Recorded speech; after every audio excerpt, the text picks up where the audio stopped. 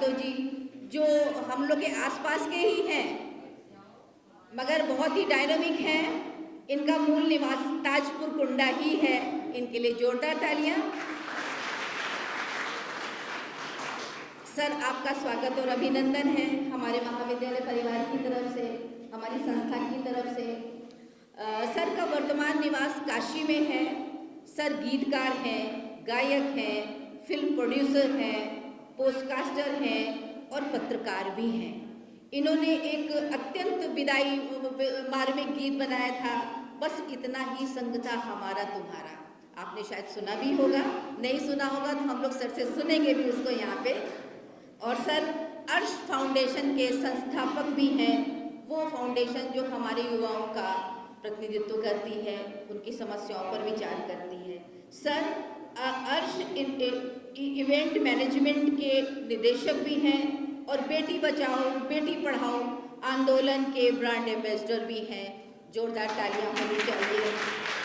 Sir, आप rotary club Varanasi के पूर्व अध्यक्ष भी हैं और अन्नपूर्णा रसोई, जो हम लोग सभी जानते हैं, उनके नाम से परिचित हैं, उसके व्यवस्थापक भी हैं। तो सर के परिचय हम उनके व्यक्तित्व से खुद ही जान सकते हैं जब उनको सुनेंगे, उनको देखेंगे। मैं प्रोफेसर रामकरण सर से आग्रह करना चाहूँगी कि वो मेरे विशिष्ट अतिथि जी का स्वागत और हार्दिक अभिनंदन करें। जोरदार तालियां बजती रहनी चाहिए।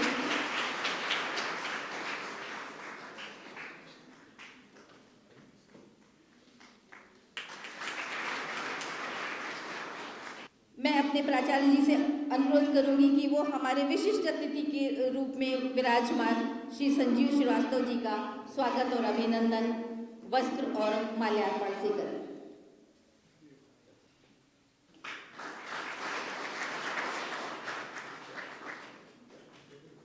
अब मैं अपने कार्यक्रम के विशिष्ट अतिथि महोदय से आग्रह करूंगी कि वो मंच का इंतजार करें।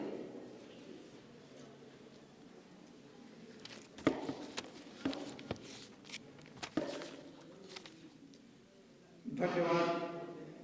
MMPG कॉलेज कालाकाकर के सभी छात्र छात्राओं और प्रिंसिपल साहब को मैं विशेष आभार, यहाँ के जो शिक्षक बंधु हैं उनको मैं धन्यवाद देना चाहूँगा और बच्चों की तरफ से एक फीलिंग शेयर करना चाहूँगा। बहुत दिन के बाद आज किसी विद्यालय में आगमन हुआ और सबसे बड़ी बात यह है कि आज आके अपना बचपन याद आ गया। बचपन मतलब जब हम degree college, Bajrang degree college में पढ़ा करते थे, वो दिन आज याद आ गया।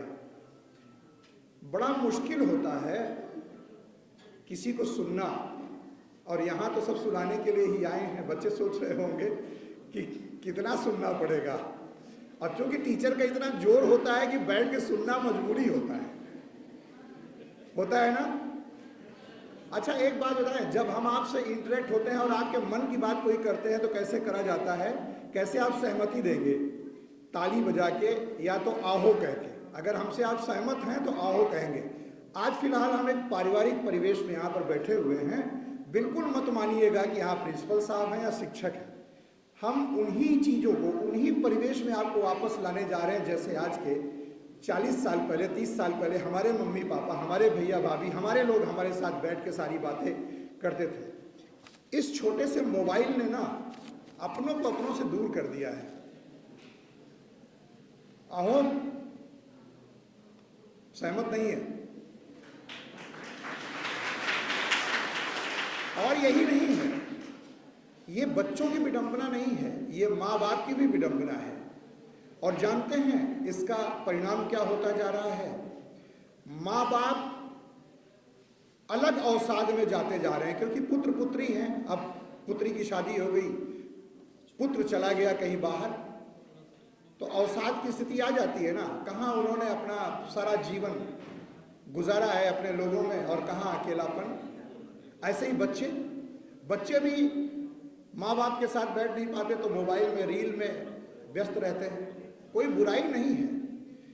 एनीवे, बहुत लंबा टॉपिक हो जाएगा, हम आपसे ज़्यादा समय नहीं लेंगे। आज हमारा उद्देश्य है कि हम अपने प्रोडक्शन हाउस में AE बैंड, पहले सभी लोगों के पास मोबाइल होगा, निकाल के आप लोग उसको सब्सक्राइब कर लीजिएगा, ताकि प्रिंसिपल साहब के साथ साथ, अभी तो प्रिंसिपल साहब का ही पॉडकास्ट मैंने शूट किया था, हमने इनसे वादा किया है और इनसे वचन भी लिया है कि आपके यहाँ जो भी लोग इंटरेस्टेड होंगे अपनी स्टोरी बताने में, हर आदमी की एक स्टोरी होती है, अपने मंजिल तक पहुंचने का एक रास्ता होता है, तो उस रास्ते में आई अड़चनों का या उस वहाँ तक पहुँचे कोई भी अगर रोमांचक विषय है तो हम सब जनता के सामने लाने का प्रयास करेंगे।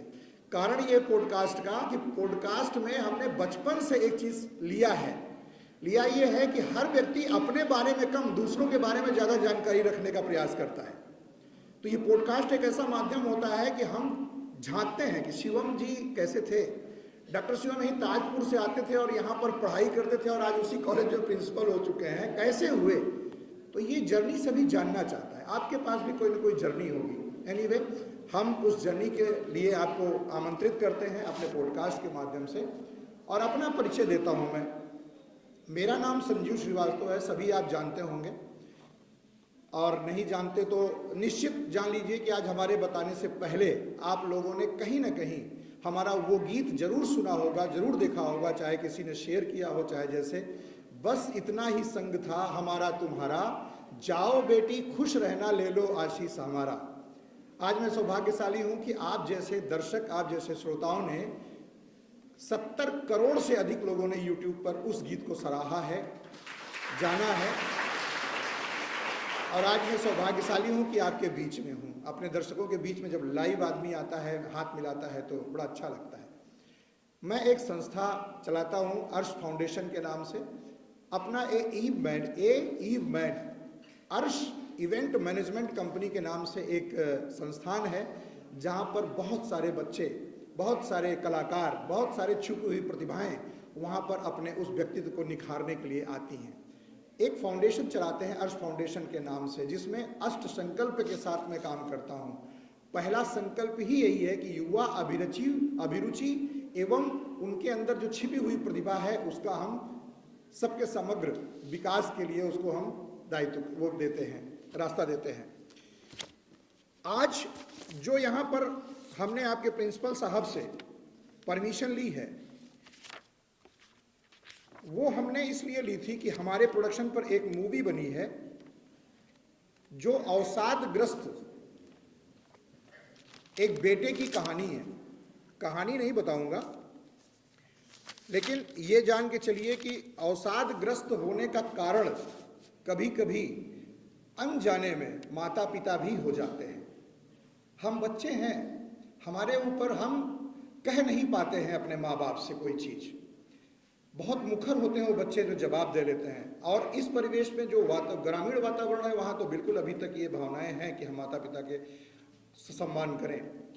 तो उसी के उस पर एक पिक्चर बनाई है। अभी बात हो रही थी, कमिश्नर साहब भी बैठे हुए थे, प्रिंसिपल साहब बैठे थे, तो वहाँ पर प्रिंसिपल साहब ने एक कहानी सुनाई अपने पिताजी की, और कमिश्नर साहब उसको डिकोड कर रहे हैं। ये हकीकत है, अभी मैं बैठे बैठे वहीं सुना, वहीं से सब्जेक्ट उठाया और इत्तेफाक से उस कहानी के आधार पर मैंने पहले ही पिक्चर बना दी है। तो इसके मतलब कि सबके मन में वो बातें चल रही हैं। अभी एक फिल्म की शूटिंग परसों खत्म हुई है हमारी, दृश्यांतर, उसको भी लेके आऊँगा। वो भी आप और एक जनरेशन गैप का ही एक लड़ाई है, एक अंतर्द्वंद है। आज आप जो मूवी आपके सामने हम प्रस्तुत करने जा रहे हैं, सूक्ष्म में मैं उसका परिचय कराना चाहूँगा। इत्तेफाक से मुंबई से हमारे बीच में उस फिल्म का स्टार जो मेन लीड है वो आलोक के रूप में यहाँ पर बैठे हुए हैं, आप देख सकते हैं। अभी जब आप पिक्चर देखेंगे तो चेहरा मिला लेंगे तो यही मिलेंगे आपको। और इस पिक्चर के पीछे, इस आयोजन के पीछे जितनी टीम हमारी लगी है, इसमें गौरव राय है, सुमीत है, सत्यम है, ये लोग बहुत कोऑपरेट करके, ये भी बच्चे हैं देखिए, लेकिन उस संस्थान में आने के बाद अपने आप को खुलकर जी पा रहे हैं। तो एक संस्था से जुड़ के हम लोग अन्नपूर्णा रसोई भी चलाते हैं। 9 रसोइयाँ हैं जहाँ पर मुफ्त भोजन मिलता है, केवल 5 रुपए का टोकन लेना पड़ता है। 2 लखनऊ में भी है, हर जगह पर, और ये जन सहयोग से चलती है। हम इन सब चीज़ों में अभी पदार्पण किए हैं, मुश्किल से 5 साल हुआ। 5 सालों में, 5 साल के पहले हम भी स्टूडेंट थे, जद्दोजहद करते थे। इससे पहले कि हम और विस्तार में जाएं, आइए जिस उद्देश्य के लिए हम यहाँ आए हैं उसको देखते हैं। एक कहानी है जिसमें पिता संघर्ष करते करते निकल जाता है, रिटायर हो जाता है, और रिटायर होने के बाद वो जो सपने खुद पूरा नहीं कर पाता वो अपने पुत्र और पुत्रियों में देखता है कि अब हम तो नहीं पूरा कर पाए, अब ये पूरा करें। और इस अंतर्द्वंद में वो बच्चा ना अपना सपना पूरा कर पाता है, ना अपने पिता का सपना पूरा कर पाता है, ना माता का सपना पूरा कर पाता है। उसी का एक संदेश है। आइए, अगर आप लोग तैयार हैं तो हम सभी से आग्रह करेंगे कि उस मूवी को देखा जाए, लेकिन एक रिक्वेस्ट रहेगी कि ये पंक्ति कैसे देखेगी, बहुत ध्यान से देखिएगा। मेरा आपसे निवेदन है नई उम्र के बच्चों से भी कि मोबाइल में अकेले बैठ के पिक्चर देखना तो एक अलग बात है। जब हम लोगों ने रोटी कपड़ा और मकान देखा था, रोटी पिक्चर देखा था, प्रतिज्ञा देखी थी, तो अपने माँ बाप के साथ, अपने भाई या भाभी के साथ देखा था, और ये पिक्चर ऐसी ही है। हम एक माहौल बनाना चाहते हैं कि आप अपने घर वालों के साथ मूवी देखिए। आजकल की तो पिक्चरें ऐसी बन भी रही हैं कि जब हम अपने घर के वालों के साथ नहीं देख सकते, लेकिन हम प्रयास कर रहे हैं, कोशिश करते हैं कि इस मूवी को आपको दिखाएं और देखिए, और उसके बाद हम आमंत्रित करते हैं आपको उस मूवी को लेकर, अगर आपके पास कोई भी विचार हो, कोई क्वेरी हो, क्योंकि इसका सेकंड पार्ट भी आएगा, तो 18 मिनट आप अपने आप को एकदम शांत करके इस मूवी में खोने का प्रयास करिए। हम ये नहीं गारंटी देते हैं कि आपको पूरी मूवी बहुत अच्छी लगेगी, लेकिन एक संदेश है, आप देखिए। फिर इसके बाद हम लोग इस मूवी पे चर्चा करेंगे आपके और आपके प्रिंसिपल साहब या टीचरों के माध्यम से। तो आइए देखते हैं। मूवी का नाम है आई एम सॉरी पापा, इसलिए कि अंत में बच्चा छोटा होता है, बच्चे को ही सॉरी बोलना पड़ता है।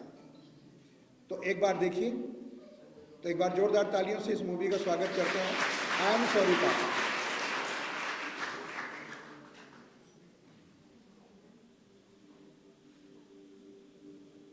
साउंड फुल कर दीजिए।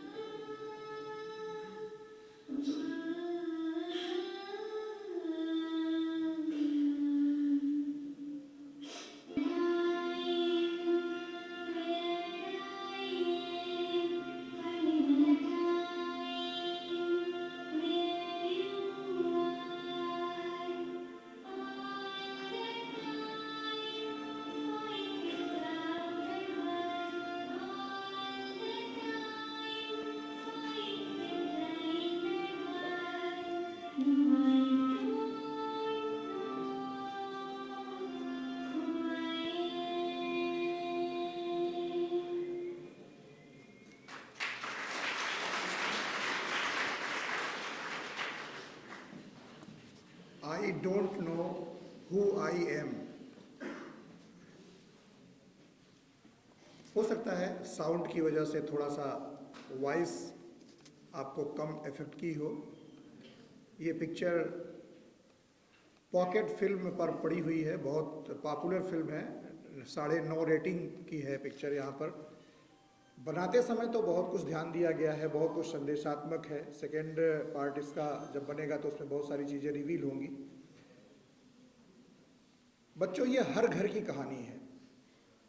मुझे लगता है कि यहाँ पे हमने प्रिंसिपल साहब से रिक्वेस्ट किया था कि अभिभावकों को भी बुलाया जाए, क्योंकि बच्चों से ज़्यादा ये फिल्म अभिभावकों को देखना चाहिए।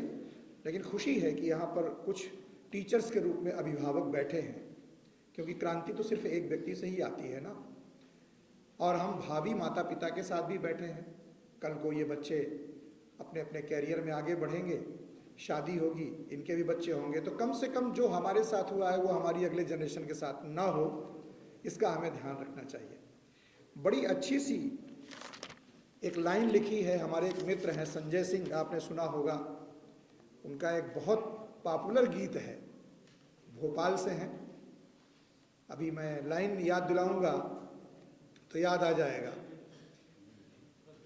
एक बात पूछती हूं बताओ न बाबूजी, सुना है आपने ये गाना, है ना, न छुपाओ न बाबूजी। उन्होंने इस मूवी के आधार पर एक गीत लिखा है, पूरा गीत तो नहीं लिखा है, गीत लिखा और उसको जब हमारे पास भेजा तो मैंने उसको अपनी आवाज़ दी। वो लाजमी है कि यहाँ पर आपको एक संदेश के रूप में दिया जाए। अगर आप लोग सहमत हैं तो मैं वो 4 लाइन आपको गा के सुनाऊं। देखिए हम थोड़ा ऐसे ही हैं, हमसे कोई कहता होता नहीं है, मैं शुरू हो जाता हूँ गाने के लिए। लीजिए, आपके लिए 4 लाइनें हैं, बेटों के लिए हैं। मुश्किल तूफानों के आगे सीना तान के रहना, संदेश है।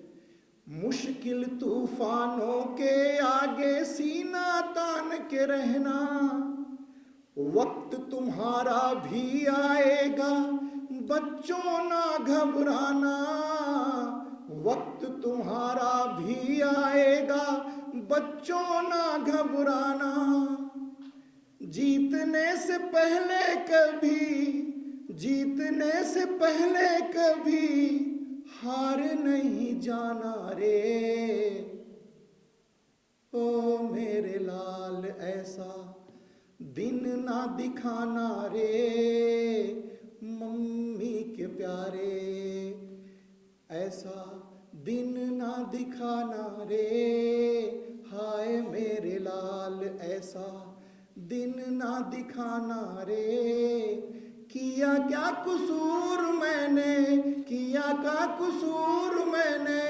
जान नहीं पाया रे, हाय मेरे लाल ऐसा दिन ना दिखाना रे, हाय मेरे लाल।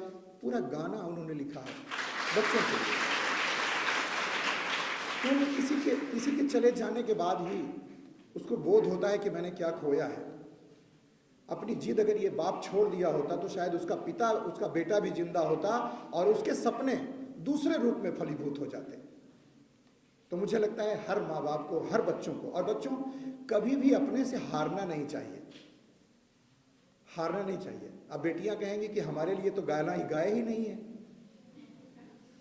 मैं बेटियों के लिए बहुत गाना लिखता हूँ, बहुत गाता हूँ और बहुत फेमस हूँ इस मामले में, इसको लेके। तो मैं बेटियों के लिए भी 4 लाइन गा के और फिर उसके बाद बुलाता हूँ। पूरा गाना नहीं गाऊंगा, बोर नहीं करूंगा। सुन क्योंकि बेटियों की संख्या यहाँ ज्यादा है भाई, टीचरें भी हैं। एक संदेश उनके लिए भी, एक मेरी तरफ से रिक्वेस्ट है। सुन बेटी ये गीत मेरा लिखा हुआ है। सुन बेटी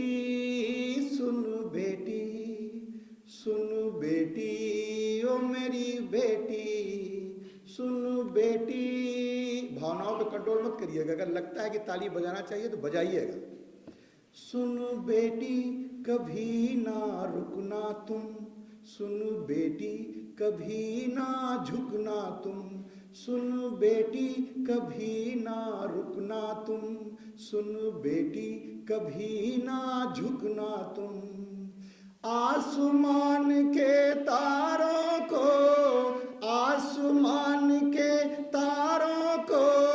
मुट्ठी में बंद कर लेना तुम, सुन बेटी ओ मेरी बेटी। भाव है, कभी कभी बैठ जाता हूँ खाली में तो निकलता है ना। कभी कोई हमारे सामने चेहरा आ जाता है तो लिख जाता है इस तरह से। मैंने अभिभावकों के लिए भी लिखा है कि बेटी को पढ़ाइए लिखाइए जरूर। आज विद्यालय में हूँ।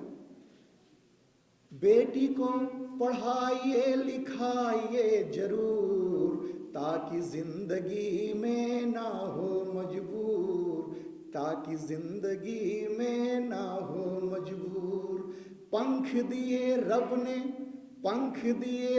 ने उड़ने दीजिए हुजूर, ताकि जिंदगी में ना हो मजबूर, ताकि जिंदगी में ना हो मजबूर।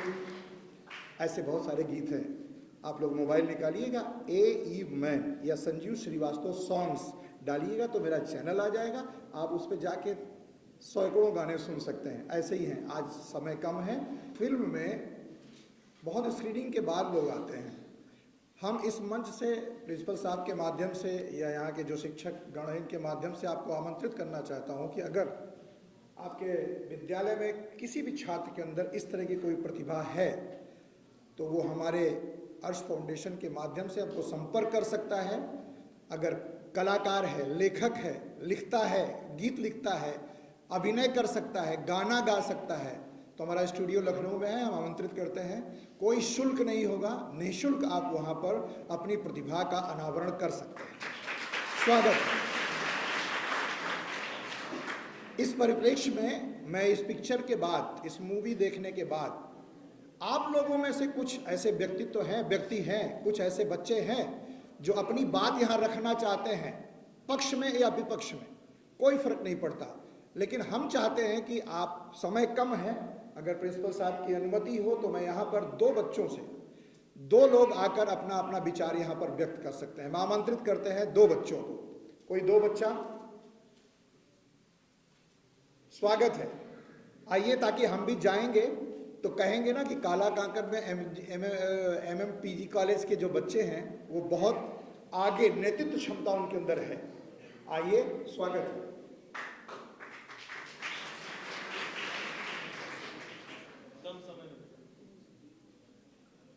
सभी को नमस्कार। मंच पर आसीन सभी सम्मानित जनों का और सभी लोगों का नमस्कार। जो स्टोरी अभी हमने देखा, मैं उसी से अपने जीवन की कुछ 2 बातें कहने आया हूँ। मैं अपने जीवन में बहुत बार फेल हुआ। मैं कुंडा में पढ़ता था और मैं बहुत ही मध्यम वर्ग का मेरे फैमिली बैकग्राउंड था। ऊंचाहार में चिन्मय विद्यालय और DAV विद्यालय मैंने 6ठी क्लास में एडमिशन, मेरे पिताजी ने बहुत मेरे जोर दबाव और बहुत जिद करने पर वहाँ एडमिशन कराया गया। वहाँ की 2015 में जब 6 में एडमिशन लिया, उस समय 1400 फीस थी। मेरे पिताजी बहुत मेहनत से करते थे, परंतु मैं 8th क्लास में मेरा कंपार्टमेंट लगा। उस समय मेरे पिताजी ने कहा इसको वहाँ से निकाल दीजिए, कुंडा में TP कॉलेज, SP कॉलेज, बहुत से कॉलेज हैं, वहाँ डाल दीजिए। लेकिन मम्मी के कहने पे जोर जबरदस्ती नहीं निकाला गया। मैं 9th में पूरी तरह से फेल हो गया कि या तो दोबारा पढ़े या तो निकल जाए। मेरे पिताजी ने 1 साल, पूरे साल मैं 9th दोबारा कुंडा से किया, पूरे साल बोला ही नहीं उन्होंने।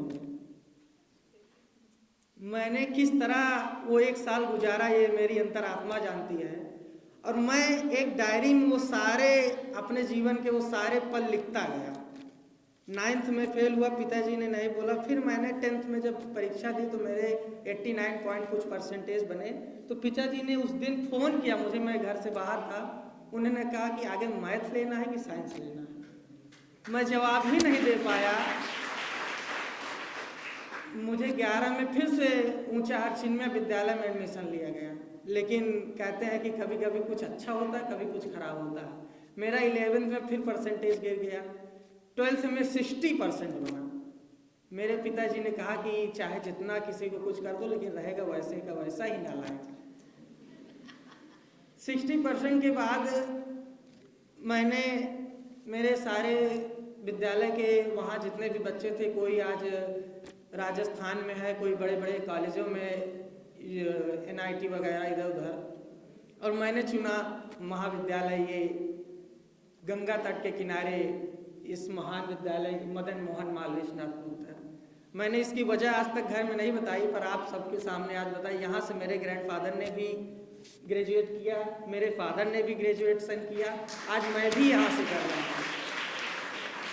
परंतु पिछले कुछ 6 महीने से मेरे घर में ज़मीनी विवाद और बहुत से कारण से मेरे ऊपर जिम्मेदारी पिताजी छोड़ते चले गए। आज दुकान भी देख रहे हैं, घर भी देख रहे हैं, केस मुकदमा, मतलब हर चीज़। आज पिताजी पूर्ण तरह से हमारे ऊपर निर्भर हो गए हैं। ये कहना नहीं चाहिए, लेकिन जितना भी काम है, जो चीज़ है, आज हमसे वो पूछ के वो चीज़ करते हैं कि बेटा ये चीज़ है, ऐसे से ऐसा करना चाहिए कि नहीं करना चाहिए। इसलिए कि आज समय मैंने इतना कुछ झेल कि मेरे पिताजी ने ऐसा करना, मुझे नहीं लग रहा था कि मेरे पिताजी कभी बदलेंगे। जो इस कहानी का आज अंत हमें देखा है, ये मैंने अपनी उस डायरी में लिखा था कि मैं घर छोड़ के चला जाऊंगा, बॉम्बे कमाने चला जाऊंगा, लेकिन 11 का पेपर देने के बाद वो डायरी मेरे माताजी ने पकड़ लिया। उस डायरी को उन्होंने हमसे साझा किया, हमारा पर्सनल रूम था, मैं और मेरी माताजी बहुत रोए, और उसको पढ़ने के बाद मैंने पिताजी के बारे में, माताजी के बारे में बहुत गलत शब्द लिखे थे कि मुझे जीना नहीं मिल रहा है, बहुत कुछ सारी चीज़ें। लेकिन शायद उसी डायरी के पकड़ जाने से माँ ने पिताजी के अंदर वो बदलाव ला दिया। बस इतना ही कहना चाहता हूँ कि हर चीज़ बदलता है समय के अनुसार, और एक सार्थक समय के अनुसार। जब जो चीज़ आनी होती है उसी समय आना होता है, इससे पहले, समय से पहले और भाग्य से ज़्यादा कुछ नहीं मिलता। परंतु उस लाइन में आपको बने रहना चाहिए। अगर मैं भी कंप्यूटर 60% लेने के बाद आज बीकॉम या एमकॉम करने जाता, तो मुझे ये आज जो धन मिल रहा है ये ना मिल पाता। बहुत बहुत धन्यवाद। बहुत बहुत शुभकामनाएं। आदित्य कुंडा के हैं, कुंडा से हैं ना आप? आदित्य कुंडा से हैं, और बहुत अच्छा लगा विचार सुन के। विचार कहीं ना कहीं जन्म, जैसा आलोक ने बताया कि विचार हम पैदा नहीं करते हैं, विचार आते हैं। शायद विचार आया होगा तभी ये मूवी बन गई। अच्छा, कितने लोग बोर हो रहे हैं? बोर हो रहे हैं क्या यहाँ पे? कोई नहीं बोर हो रहा है? एक बार जोरदार तालियां हो जाए सारी। मैं उम्मीद करूंगा कि कोई छात्रा अपनी भावनाओं को व्यक्त करे यहां पर। करेज बहुत कम लोगों के अंदर होता है, जानकारियां सबके अंदर होती हैं, लेकिन ज्ञान कम लोगों के पास होता है। ज्ञान और जानकारी में एक अंतर होता है कि जानकारी को अगर हम कर्तव्य रूप में ला लेते हैं तो वही हमारा ज्ञान बन जाता है, और फिर दूसरों को वो फायदा करता है। तो अगर आपको जानकारी मिली है इस मूवी से कुछ, तो ज्ञान तभी प्राप्त होगा जब अपने भावनाओं को आकर यहाँ पर बताएं। वेलकम। इस बिटिया के लिए जोरदार तालियां होना चाहिए।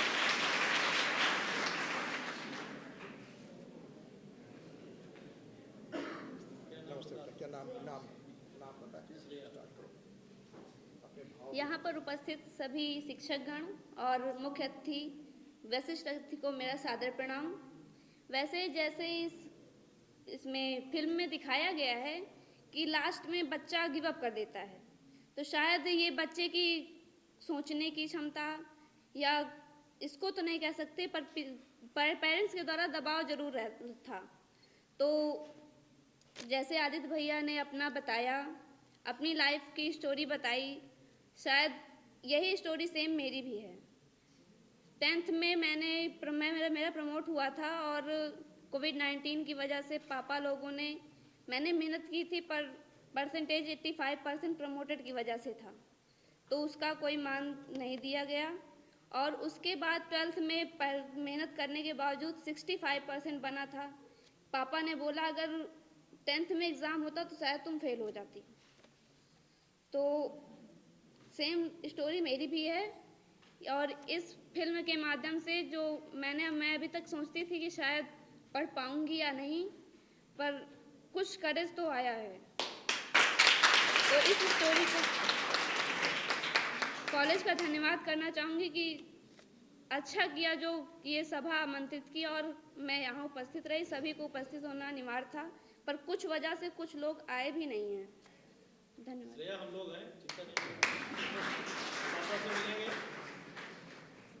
हमें लगता है कि हमारा आना सफल हुआ, अगर कुछ परसेंट भी किसी के जीवन में थोड़ा सा भी परिवर्तन।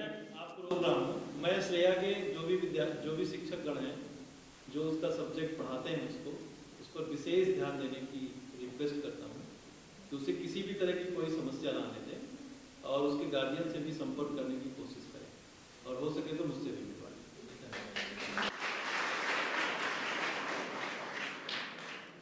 मेरा ये अभियान इन्हीं सब चीज़ों के लिए है। पता नहीं कितनी श्रेया, पता नहीं कितने ऐसे बच्चे अपने मन में ही, उसका कारण है क्योंकि जो वो करना चाहते हैं, कहते हैं, तो उस पर कोई भरोसा नहीं करता है। मैं भी लेखक बनना चाहता था। डॉक्टर शिवम, मेरा रिवील कर देने में कोई फर्क नहीं है, मतलब कोई अफसोस नहीं है मुझे। डॉक्टर शिवम श्रीवास्तव मेरे भतीजे हैं और जब मेरे बड़े भैया इनको पढ़ाने के लिए तीनों भाइयों को उठाते थे तो मैं देख देख के उठता पड़ता था। लेकिन वही बात कि पिताजी वही चीज़ों को लोग चाहते थे। भैया के और हमारे पिताजी में एक अंतर था कि भैया कभी इन लोगों को रोकते नहीं थे कि तुम्हें करना क्या है, तुम्हें जो इच्छा हो करो, लेकिन शिक्षित होने के बाद, इस आभूषण को ग्रहण करने के बाद, मेरे पिताजी थोड़ा सा स्वभाव से उस तरह के थे। आज उन्हीं की बदौलत मैं यहाँ उनको प्रणाम करता हूँ, जहाँ हो वो उस दुनिया में अपने आप को स्थापित करें, उनकी बदौलत मैं यहाँ हूँ। और वो ये चाहते थे कि जो ये लोग कर रहे हैं वही मैं करूँ। नतीजा ये हुआ कि मैं 49 साल की अवस्था में, जब 49 ईयर्स का हुआ, तब मैंने अपनी प्रतिभा को डायरी पर लिखता तो पहले से ही था, लेकिन लिखना शुरू किया। और 49 साल की अवस्था में जब मेरे पास लक्ष्मी भी थी, सरस्वती भी थी, तो मैंने उसका पूरा अपनी बेटी की शादी में उसका पूरा उपयोग किया। और ये गौरव राय मेरे बीच में बैठे हैं। मेरे गीतों का, जितने गीत आप देखेंगे, सबका डायरेक्शन और शूट ये गौरव राय ही करते हैं। मैंने किसी और को आज तक नहीं देखा। आज यहाँ भी इस आपके इस चीज़ को, ये लाइव चल रहा है, मैं सारे हमारे अपने दर्शक जो हमको देख रहे हैं, उन सभी लोगों से ये कहेंगे कि हमारी जीवन से आपको प्रेरणा लेने की ज़रूरत है। डॉक्टर शिवम से मैंने पॉडकास्ट उस दिन शूट किया। हम क्या जानते नहीं हैं क्या इनके बारे में? एक टूटी चप्पल, मतलब अब वो चीज़ें कहानी हो गई हैं। एक शर्ट में पूरा का पूरा जीवन गुजार देने वाला डॉक्टर शिवम आज उसी डिग्री कॉलेज में प्रिंसिपल है जहाँ पर वो शिक्षा प्राप्त किया करता था। तो ये हमारे लिए गर्व का विषय है। हम भी अपने क्षेत्र में आज 70 से 80 करोड़ लोग मुझे जानते हैं। अगर संजीव श्रीवास्तव इस गूगल पर डाल दिया जाए तो 2 ही लोग आते हैं, एक नाचने वाला संजीव श्रीवास्तव, एक गाने वाला, और जो एक सामने आपके सामने खड़ा हुआ है संजीव श्रीवास्तव। तो मैं ऊपर वाले को धन्यवाद देना चाहता हूं कि आज ये कहते हुए कोई गुरेज नहीं है कि उसने हमारे में और उन सफल लोगों में कोई अंतर नहीं किया है। स्टार हर व्यक्ति के अंदर भेजा हुआ है डालकर, बस उसको उस चमक के लिए एक अदद आसमान की जरूरत होती है। मुझे आसमान मिला 49 साल के बाद मिला। अब मैं फिल्मों में नहीं कर सकता एक्टिंग, लेकिन करा तो सकता हूं तुम्हें। तो मैंने वो रास्ता चुना और शिवम ने मुझे सहयोग किया। इसमें परिवार का सहयोग बड़ा कम मिलता है। मैंने इनसे रिक्वेस्ट की कि हम अपनी फिल्म को आपके यहाँ रिवील करना चाहते हैं, उससे ये चीज़ें हैं। हालांकि प्रोटोकॉल के साथ इनको मैंने पहले सिस्टम वो भेजा, टीजर भेजा, इन्होंने पास किया, फिर उसके बाद मतलब प्रोटोकॉल में ही तोड़ा है कि वो हम इनके चाचा हैं तो यहाँ पे आके दिखा दिए, नहीं। जो सिस्टम है उसी हिसाब से मैं आया हूँ और यहाँ के माध्यम से मैं और जगह पर आमंत्रित किया जा रहा हूँ इस मूवी के लिए।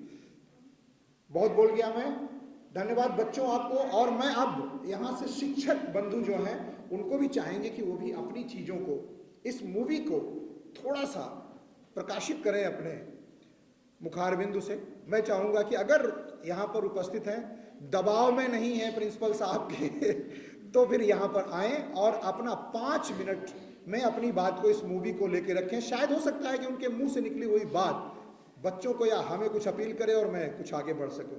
मैं शिक्षक गणबंधुओं में से किसी जो भी आना चाहे, बच्चों की इच्छा है कोई शिक्षक यहाँ आए, शिक्षक शिक्षिका। हम शिक्षक कह रहे थे इसलिए मैडम उठ नहीं रही थी। नहीं ऐसा भी नहीं था, हम शिक्षक भी हैं। बहुत ही इमोशनल मूवी थी और ये ऐसी कहानी है जो सब जानते हैं। ये हमारी और आपकी कहानी है। हम परिवार में रहते हैं, कोई ऐसा काम करते हैं जो माता पिता को पसंद नहीं होते तो डांटना, उसमें टोकना उनका कॉपीराइट होता है। हमारी ड्रेसेस कैसी होनी चाहिए, हमारी पढ़ाई कैसी होनी चाहिए, हमारी बोलचाल कैसी होनी चाहिए, हमारे मार्क्स कैसे होने चाहिए, हर चीज़ में वो इन्वॉल्व रहते हैं।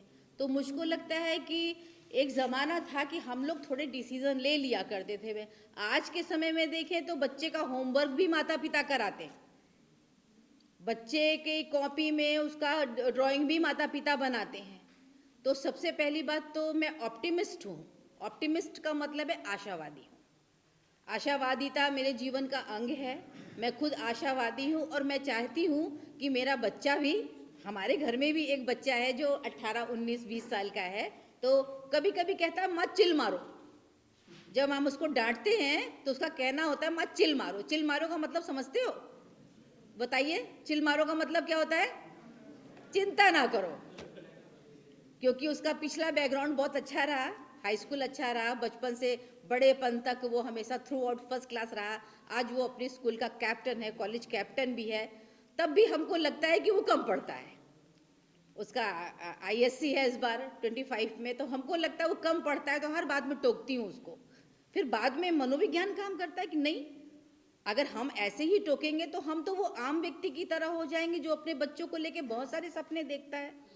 और युवापन में तो कितने सारे आसमान होते हैं, दिवा स्वप्न होता है, रात में सपना, दिन में सपना, कपड़े का सपना, खाने का सपना, मैकडोनल्ड जाना है, एलची को जाना है, घूमना है, फिरना है, मूवी देखनी है, गाना गाना है। There are so many things. हमारा जीवन से अगर हम उसकी तुलना करेंगे सर, तो हम कोऑपरेट नहीं कर सकते हैं। तो सबसे पहले बात तो जो हमारा युवा वर्ग है वो सामने बैठा हुआ है। मैंने अपनी पूरी युवा अवस्था इस महाविद्यालय में दी है sir. I am working for 35 years. 35 साल से मैं यहाँ पे जॉब कर रही हूँ। तो हम 21 साल के थे, हम जॉब में आ गए थे। तो युवा ही समझिए, मन में बड़े सपने होते थे, मगर जॉब मिल गई तो एक जीवन को लकीर मिल गई। जिनको जॉब नहीं मिली वो संघर्ष कर रहे हैं। तो जो संघर्ष कर रहे हैं हमारे ही बच्चे हैं या हमारे ही स्टूडेंट्स हैं, तो उनको गिव अप नहीं करने देना है। तो सबसे पहले हमारे स्टूडेंट्स के लिए जो यहाँ पे युवा हैं, मन में कभी भी ऐसा विचार आए जैसा कि आलोक के मन में आया था। उसमें नाम क्या है आपका? बिट्टू। बिट्टू के मन में आया था, ठीक है, बिट्टू के मन में आया था ऐसा। तो सबसे पहला आप आंख बंद के सोचिए, अगर आप कुछ ऐसा करेंगे तो सबसे ज्यादा असर किस पे होगा? तो सबसे पहले माँ और पिता का चेहरा ही सामने आएगा। ये हमारा आध्यात्मिक रिश्ता है कि यदि हम कोई गलत काम करेंगे, चाहे घर से भागना ही क्यों ना हो, चाहे कोई चीज चुरानी ही क्यों ना हो, तो सबसे पहला आंख बंद करके, ईश्वर का भी नहीं आएगा। मैं तो कहूंगी यदि मैं व्यवस्था में कुछ ऐसा करती, आंख बंद करती, तो मुझे अपने माता पिता का चेहरा ही सामने आता कि कल के दिन मैं नहीं हूं तो मेरे बेटे पे क्या असर पड़ेगा, कल के दिन मैं नहीं हूं तो मेरे माता पिता पर उसका क्या असर पड़ेगा। तो उनका तो जीवन देखिए कैसा हो गया सन्नाटे में। प्यार केवल शो करने की चीज नहीं है, माता पिता का कॉपीराइट है डांटना। तो जितने भी हमारे स्टूडेंट्स हैं, माता पिता डांटते हैं, चाहे आदित्य हो, चाहे वो श्रेया हो, चाहे दीपाली हो, या फिर और भी हमारे जो स्टूडेंट बैठे, रोज हम लोग डांट खाते थे। याद करिए, मेरी तो दीदी हमारी चप्पल मांगा के हम ही को पीट देती थी। जब कभी पीटने का मन हो तो ले आओ गुड़िया, गुड़िया नाम था, छोटे थे, पढ़ते लिखते नहीं थे, कुछ बदमाशी करते थे, तो हमारे तो क्या हम ऐसा स्टेप उठाएंगे? तो सबसे पहले अपने बच्चों को, अपने आप को, इस समय आप मेरे बच्चों की ही तरह हैं, तो अपने आप को पहली बात तो इतना स्ट्रॉन्ग बनाइए कि ये नेगेटिविटी आप पे हावी ना होने पाए। जब कभी भी आपके सामने नेगेटिविटी होगी तो एक कंधे पे पॉजिटिविटी 100% बैठी होती है। आप इधर निगेटिव है तो इधर पॉजिटिव है, तो आपको केवल करना क्या है, अपना फेस थोड़ा सा घुमा देना है पॉजिटिविटी की तरफ। और सबसे पहली बात जो मैं कहना चाहती हूँ कि कमजोरियों से बच जाइए। जब भी हम अपने आप को अकेला पाते हैं, जैसे बिट्टू ने अकेला पाया, बिट्टू को कोई शेयर करने को नहीं मिला, बिट्टू ने अपने आप से क्वेश्चन किए, अपने आप से आंसर किए, अपने आप से अपना एक इन्वायरमेंट डेवलप कर लिया। जब कभी भी आपकी ऐसी स्थिति होती है तो अपनी माँ को या अपने मित्र को या अपने शिक्षक को या फिर ऐसे व्यक्ति को अपनी सारी बातें बता डालिए जो आप कहना चाहते हैं, जो ऐसे जैसे आप जीना चाहते हैं। अगर बताएंगे तो 100% ये निगेटिविटी नहीं हावी होगी। इसी के साथ मैं आपको बहुत बहुत शुभकामनाएं देना चाहूँ। कभी भी ऐसी निगेटिव फीलिंग मन में नहीं आती। Thank you madam. 5 मिनट का समय और दीजिए, 5 मिनट तक अभी और थोड़ा सा, बस बिना भूमिका के मैं बुलाना चाहूँगा यहाँ के विद्यालय के प्राचार्य डॉक्टर शिवम श्रीवास्तव को, जो आपको अपने शब्दों से अभिभूत करेंगे और हम लोगों को आशीर्वाद देंगे। डॉक्टर शिवम श्रीवास्तव।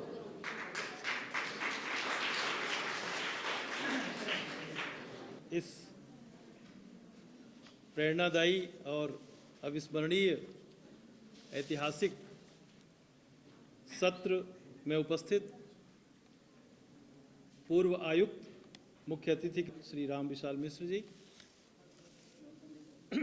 अर्श फाउंडेशन के संस्थापक, गीतकार, गायक, फिल्म प्रोड्यूसर, पॉडकास्टर, पत्रकार, बेटी बचाओ बेटी पढ़ाओ अभियान के brand ambassador, rotary club Varanasi के पूर्व अध्यक्ष, अन्नपूर्णा रसोई लखनऊ के व्यवस्थापक, और इस सबसे ज़्यादा मेरे चाचा जी आदरणीय श्री संजीव श्रीवास्तव जी, जो इस कार्यक्रम के स्वप्न दृष्टा हैं।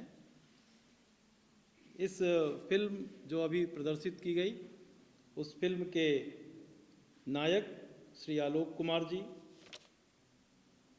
फिल्म व एल्बम एडिटर, छायाकार, director, YouTuber Shri Gaurav Rai ji, recordist, editor, actor, Arsh Foundation Shri Satyam ji, editor, technician Shri Nitesh जी।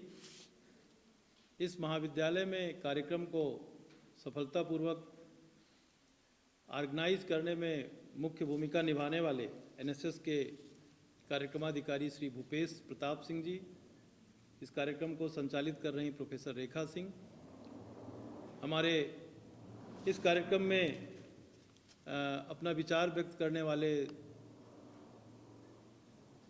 आदित्य और श्रेया विद्यार्थियों में से, और हमारे शिक्षकों में से प्रोफेसर रेखा Singh madam, professor Pradeep Kumar Singh ji, professor Ramkaran जी, और श्रोताओं के रूप में धैर्यपूर्वक सुनने वाले हमारे समस्त वरिष्ठ साथीगण, कार्यालय अधीक्षक उदय जी, प्रबंध समिति के सदस्य रज्जाक जी, और महाविद्यालय के तमाम हमारे टेक्निकल महारथी संजीव, अभय और प्यारे विद्यार्थियों, जिनका संबोधन छूट गया है वो सारे लोग। और मुझे बीच में बुलाया जा रहा था और बुलाते समय ये कहा गया कि बस 5 मिनट रुको, तो हमारे विद्यार्थियों को पता है कि प्रिंसिपल साहब 5 मिनट बोलेंगे, इससे ज़्यादा नहीं बोलेंगे, लेकिन मुझे सुनने के लिए हमारे विद्यार्थी रुक जाते हैं। ये मेरी सबसे बड़ी जो है शक्ति है कि हमारे विद्यार्थी मुझे थके होते तो भी सुनते हैं। आपने हमारे आग्रह को स्वीकार किया और आज ये एक सफलतम कार्यक्रम, और अचानक कल रात को ही मिश्रा जी से बात हुई कि कल सुबह चल रहा है कालाकर, और ये तैयार हो गए। और आपको ये बताएं कि अर्श फाउंडेशन ये जन सहयोग से चलता है, और जन सहयोग से ही इतना बड़ा हमको प्राप्ति मिलती है, जैसे प्रिंसिपल साहब ने आपके सामने लाके खड़ा कर दिया। ऐसे ही अगर आप लोगों में से कभी कोई विचार हो कि हमारा समर्थन करने के लिए आपकी तरफ से कुछ भी अगर सहयोग हो सके, जैसे समय का सहयोग, आपकी स्टोरी का सहयोग, जैसे अभी प्रिंसिपल साहब ने कहा, धन का सहयोग, तो आप हमारी इस फाउंडेशन को दे सकते हैं। हम वादा करते हैं कि आपका दिया गया धन हो या समय हो या आपकी बुद्धि हो, वो सही जगह पर प्रयोग होगी। हमारा क्या कहते हैं, आप चैनल सब्सक्राइब कर लें, ये भी आपका सहयोग हो सकता है। और हाँ, अगर कभी आपकी इच्छा हो कि आपका कुछ श्रेय अन्नदान के रूप में जाना चाहिए, तो एक मुट्ठी अन्न ही सही, अन्नपूर्णा रसोई के लिए आप अन्नदान दे सकते हैं। कुछ भी भाव हो, आप यहाँ पर सब उपलब्ध है, अर्श फाउंडेशन के नाम पर आप उसको दे सकते हैं। इन्हीं शब्दों के साथ आज की सभा समाप्त करने का